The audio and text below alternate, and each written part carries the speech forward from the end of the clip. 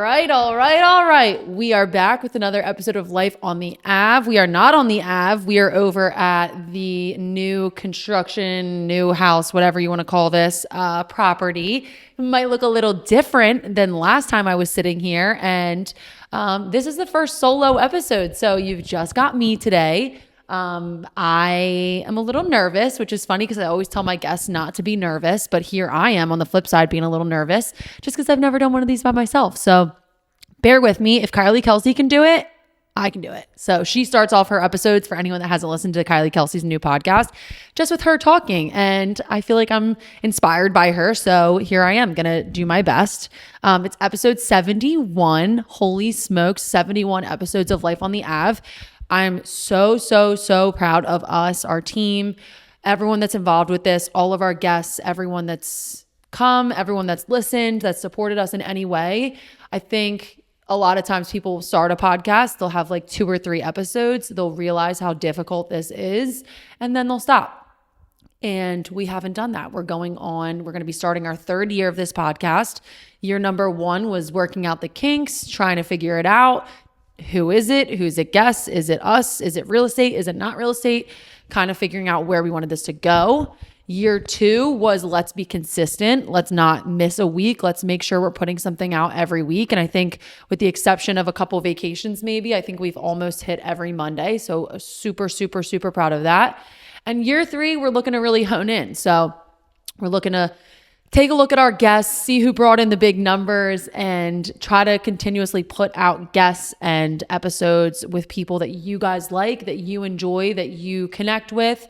So I think year 3 for this podcast, we're looking to perfect it. So year 1 was build it. Year 2 was stay consistent. And year 3 is let's build it. Let's take it to the next level. And, so really excited going into year 3 of this podcast, and just wanted to give a shout out to our team, Patrick, who's behind the camera and behind the mic, helping along the way, putting out all our reels, me and Vince, who have kind of taken the lead on interviewing the guests, and then just overall the support from the team, Connor, Cole, Jade, and now our intern Steven's back, their assistance as well, whether it be helping me with questions for the script, whether it be just making sure nobody comes into the office and making a lot of noise during an episode.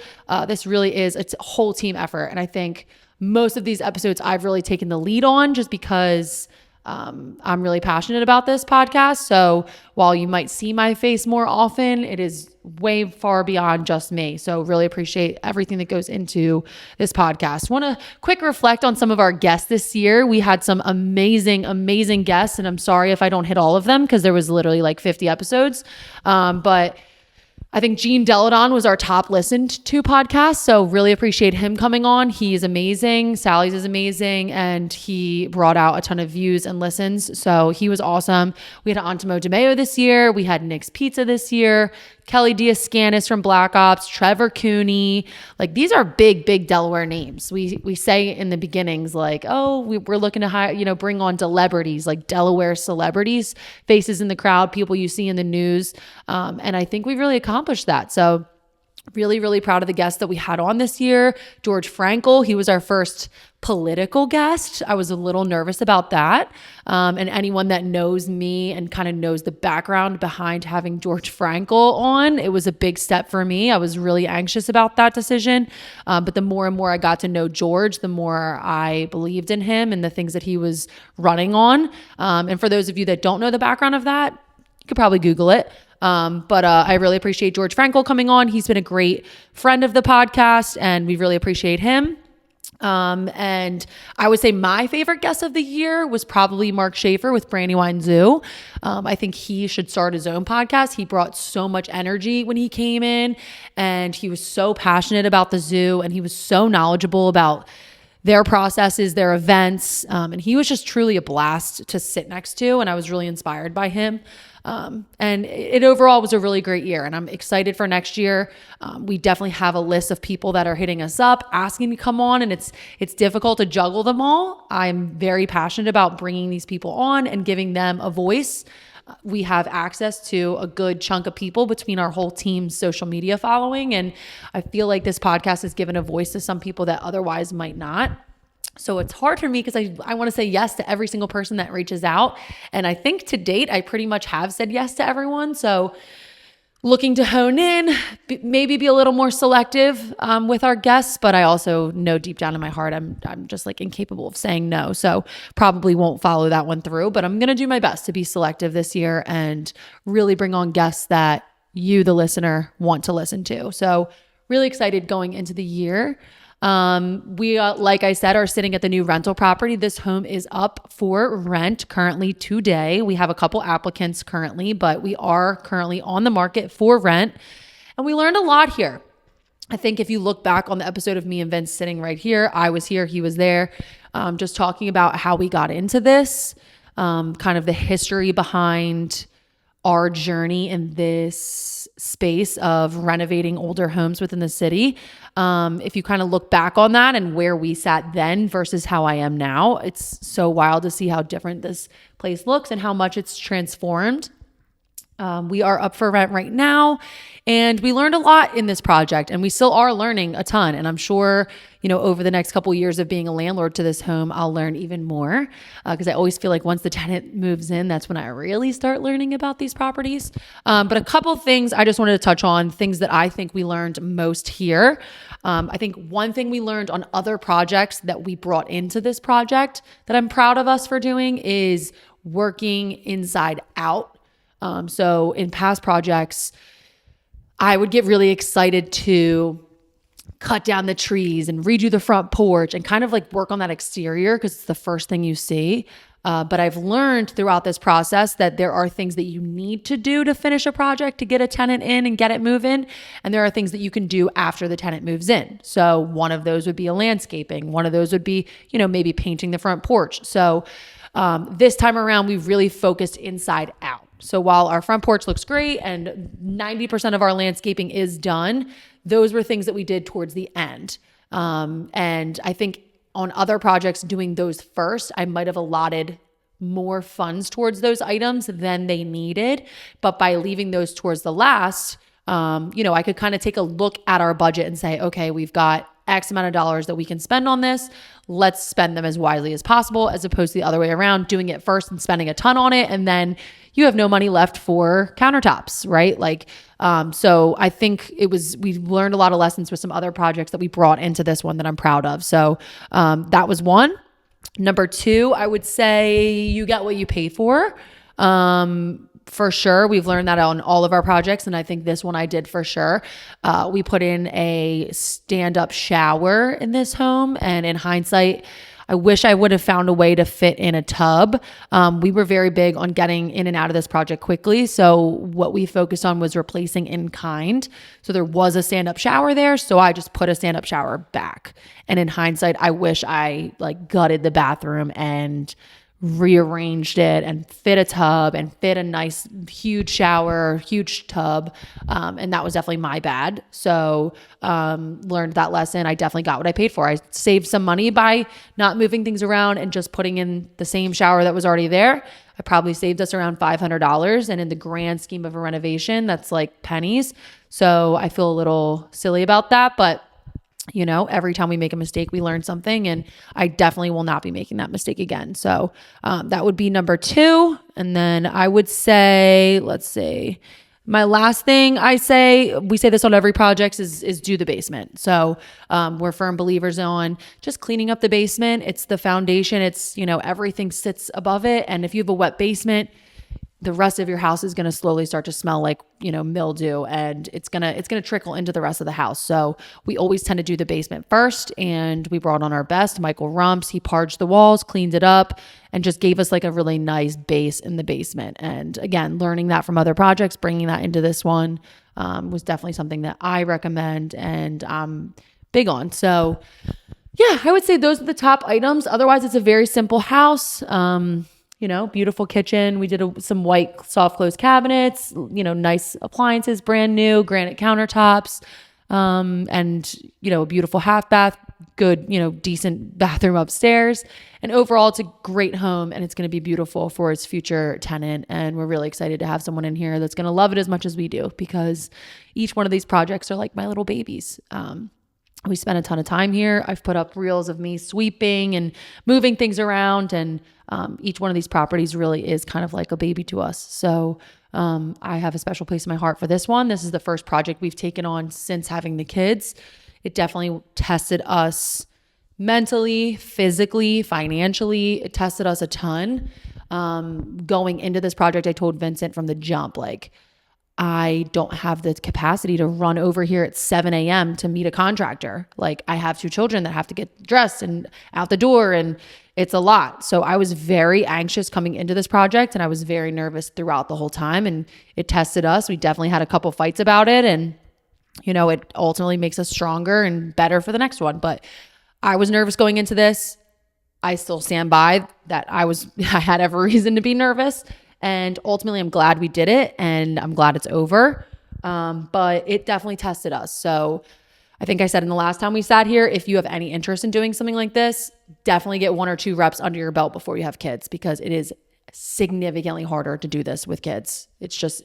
I look at my time so differently. Would I rather spend an hour at the house or an hour with my children? And when you start to play those games, it's kind of like, trippy. So if you are interested in this, get 1 or 2 under your belt before you have children, because it really is a lot harder since having kids. So overall, really proud of this house and how it turned out, and can't wait for our new tenant.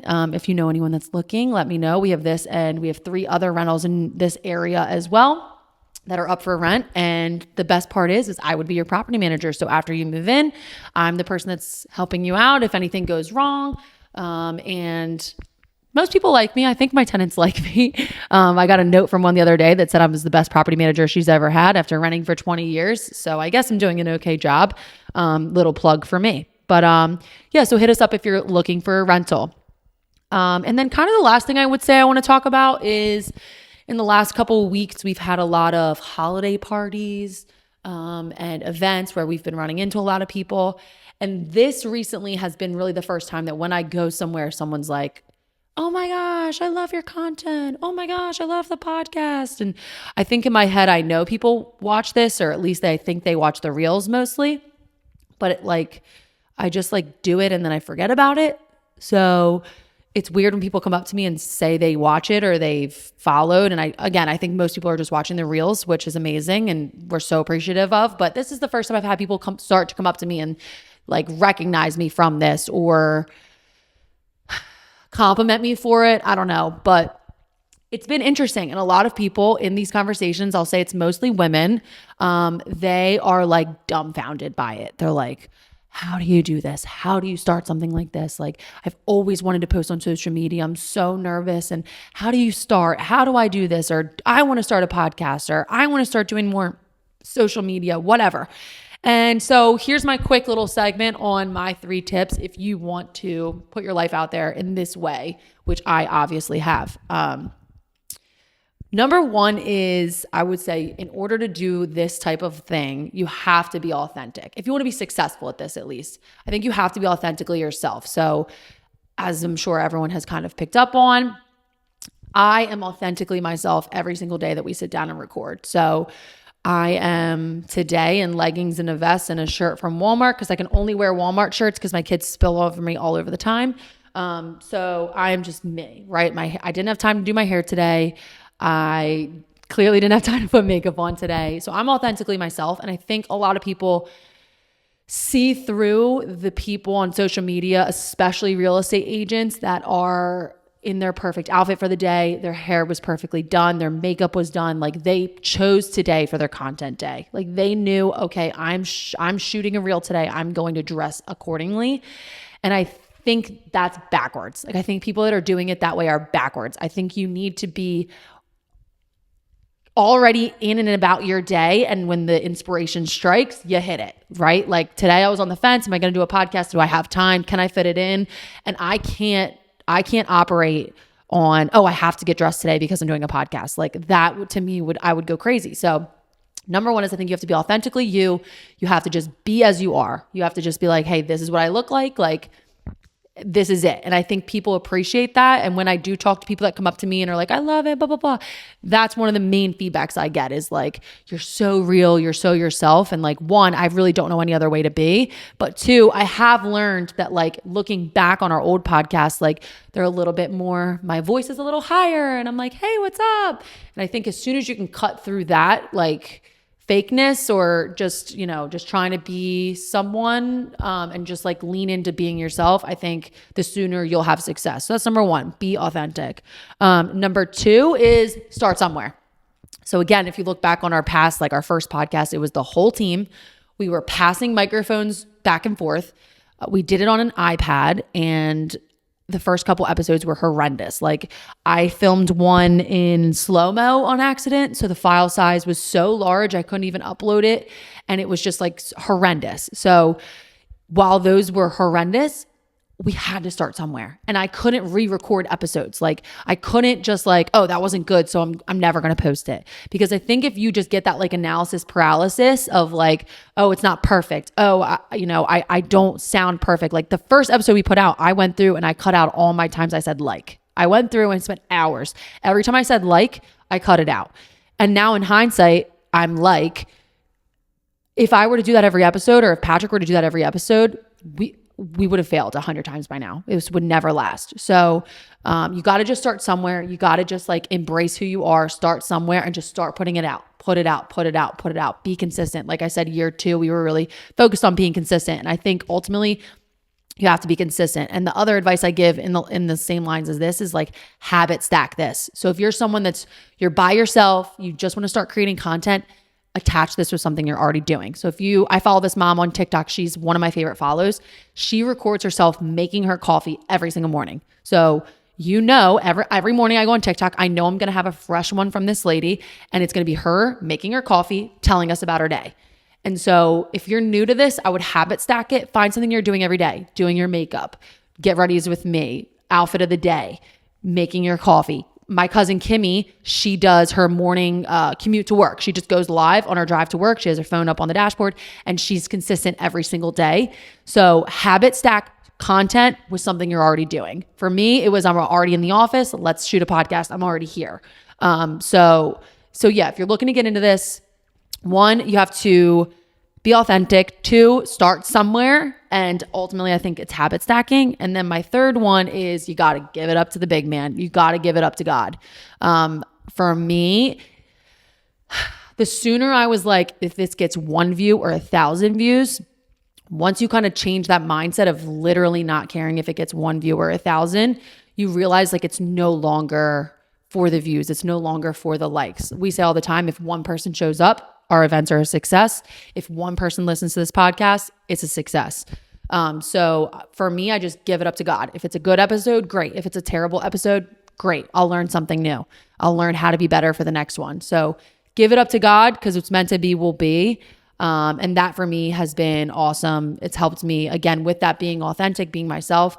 I've been 9 months pregnant on this podcast. I've been 3 weeks postpartum on this podcast. Different body types, up 50 pounds, down 50 pounds. I still have, hair that I'm growing back from postpartum, bangs that I call it. Like, I've just like totally given that up to God. This is what I look like. If you like me, you like me. If you don't, you don't. And the people that are rocking with me are the best. So I've truly given it up to him. If this is meant to be, it'll be. And I just highly suggest that for, who's here? Who is this? My husband. Oh, my husband's here. He had to come and see what this podcast would be about. Are you going to come join me? Yeah. All right. Well, I was just getting ready to wrap it up. So if there's anything you want to say, now would be the time. What do we talk about? Anything exciting? Anything exciting? Well, we started off, I talked about all of our guests that we've had on this year and how proud I am of us being consistent on the podcast. Second, we talked about things I learned in this house. And now I just talked about social media and content and getting into this world. Any advice for anyone that wants to start a podcast, wants to start social media? What advice would you give them? You just got to do it. So your first 100 videos are going to suck.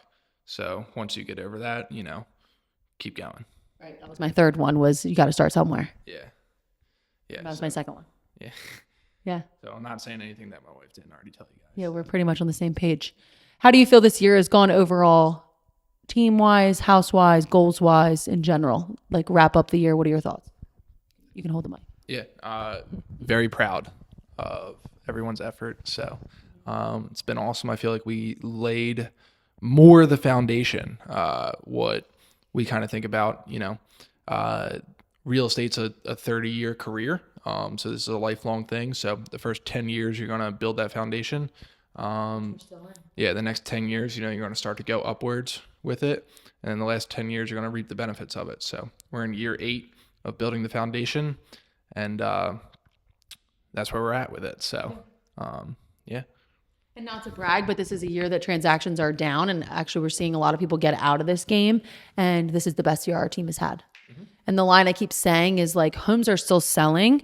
Like while home sales are down, they are still selling. So our goal is that when they sell with us. So as long as, you're honing in on your craft, your systems are in place, you're giving these people the best experience possible, whether they're buying, selling, renting, investing, flipping, whatever they're doing. Our goal is to give them the best experience possible so that there's no other option. They can only work with us because once they experience our process, it's pretty much unmatched. I think we're starting to get to that point. Who you work with matters. Yeah. So really proud of the team this year. Like I said, transactions were down. The Garmin Group was up. And I think it's a testament to all the things we're doing behind the scenes, the events, the content, the giving back, all the things behind the scenes that might look silly or feel silly in the moment. Like 6 months later when someone's like, I met you at the Small Business Saturday event and I want to buy a house next week. Like, you're like, oh, wow, that was worth, that whole Saturday that we gave and all the work and effort that went behind that. So yeah. Anything you want to say about this house before we wrap up? If you are looking for a place to live, yeah. It's available. That's what I said. Yeah. Super excited to get another rep at doing this. So looking forward to the next one to apply all these lessons that we learned on this one. Mm-hmm. Totally agree. And then last thing I'll say, this will get launched the Monday the 23rd. I've seen a lot of content on my social media lately that's been a lot about Christmas. I follow a lot of moms, so a lot of my mom content is the hustle and bustle of the holidays, and I can't sit still, and I'm dreading, and I'm behind, and this is awful. And I think this is our third year having children at the holidays. And I would say my advice to anyone that's in the entrepreneurship world, that's a mother, a father, maybe you're like a rock star aunt, you have a lot going on this holiday season. The older I get, the more I've really leaned into this. Like my advice to you, this is probably the happiest Christmas I'm already having. Like I don't feel that anxiousness for one of the first years in a long time. And I think the number one reason is like Jesus is the reason for the season. Oh, yeah. I know this is, whatever, but I think Jesus is the reason for the season. If that's at your core, if you're like, yo, I'm celebrating Jesus's birthday, like you should act that way. So like to me, when somebody asks me like, oh, can you come to this holiday party or whatever, if it's going to stress me out and not bring me joy, and Christmas to me is joy to the world. If it's not bringing me joy, it's not for me. Like if it's going to bring stress, if it's going to bring anxiety, if it's going to make my heart race a little faster, it's respectfully a no from me. So personally, I believe Jesus is the reason for the season, joy to the world, and whatever that joy looks like for you, it looks like for you. For us, we stay home on Christmas. We took some heat from both families the first year we did it. Your brother was the first to implement it. We kind of jumped on his bandwagon. We stay home on Christmas. We run around on Thanksgiving. We run around Christmas Eve. We run around Mother's Day, right? All the other holidays throughout the year, we hustle and bustle our kids around. And for me, like joy to the world, I'm taking it literally. I want to sit on my couch. I want to not force a bow in my daughter's hair and tights on her legs to hustle out of the house to go to a party. Like I want to sit and watch my kids enjoy their toys and light a candle and sing happy birthday to Jesus and enjoy the time with my kids on Christmas. So my advice to anyone out there that's stressed in this holiday season, like if it doesn't bring you joy, it's not for you. So just keep that in mind. I think we should all be doing things that make us happy at the holidays, especially Christmas. Spending time with my wife makes me happy. I know you do it for a living. All right, so that's how we'll wrap it up. And we appreciate everyone for listening this year. Life on the Ave, what a year 2024 has been. And 2025, we are coming for you. Look out for us. New episodes coming in January.